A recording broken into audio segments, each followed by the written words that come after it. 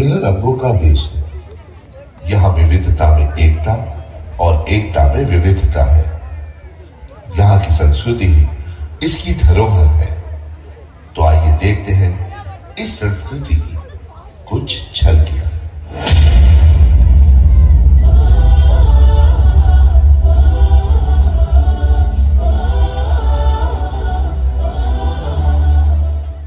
नुआखाई ओडिशा का एक प्रमुख पर्व है जिसे नए फसल के स्वागत में मनाया जाता है।